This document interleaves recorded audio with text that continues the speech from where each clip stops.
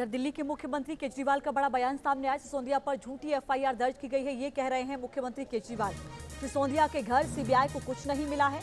Red के अगले दिन बीजेपी ने सिसोदिया को ऑफर दिया है। मनीष सिसोदिया ने कोई घोटाला नहीं किया। केजरीवाल ने कहा है बीजेपी का लक्ष्य 40 विधायकों को तोड़ने का है। हमारा एक भी एमएलए नहीं टूटा। हमारे एमएलए को 20 करोड़ का ऑफर दिया गया। जनता के साथ हम कभी धोखा नहीं करेंगे, ये केजरीवाल ने कहा है। तो दिल्ली में शराब नीति को लेकर सियासी संग्राम बढ़ता ही जा रहा है। सीएम केजरीवाल ने साजिश का आरोप लगाया, तो वहीं बीजेपी ने आम आदमी पार्टी पर पलटवार किया। क्या कुछ कहा, सुनाते हैं आपको। अभी हमने देखा कुछ दिन पहले मनीष सिसोदिया जी के खिलाफ इन लोगों ने एक बिल्कुल झूठी और फर्जी एफआईआर दायर की। उसके आधार पे इन्होंने मनीष सिसोदिया जी के घर पे रेड मारी। रेड पूरा दिन चलती रही, मेरे ख्याल से 14 घंटे के करीब रेड चली। मनीष सिसोदिया जी के घर में सारे गद्दे, दीवारें, कुछ भी नहीं छोड़ा, सब छान मारा उन्होंने। उसके बावजूद लास्ट में उनको एक भी पैसे का अनअकाउंटेड कुछ नहीं मिला। एक भी कोई कैश नहीं मिला अनअकाउंटेड, कोई जेवर नहीं मिले, कोई संपत्ति नहीं मिली, कोई जमीन के कागज, कोई ऐसे आपत्तिजनक कागज, दस्तावेज कुछ नहीं मिला इन लोगों को।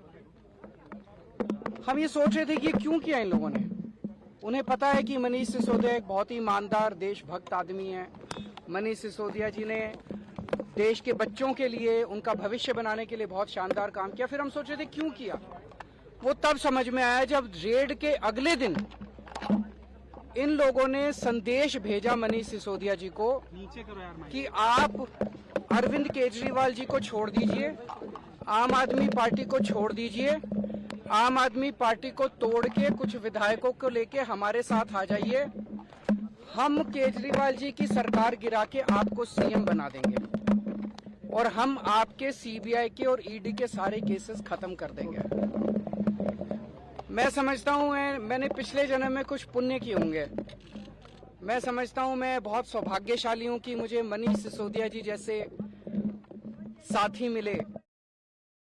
कि जब से हमने यह विषय उठाया है और हम निरंतर केवल बिंदुवार, वस्तुनिष्ठ यानी point wise and objective question पूछ रहे हैं, तो वो क्या जवाब देते हैं। कभी न्यूयॉर्क टाइम्स की बात, कभी शिक्षा नीति की बात, कभी कट्टर ईमानदारी की दुहाई, कभी बिरादरी की दुहाई, कभी लोटस की बात, कभी बोगस की बात, कभी विधानसभा का सत्र, और आज राजघाट पर जाकर उन लोगों ने प्रदर्शन किया।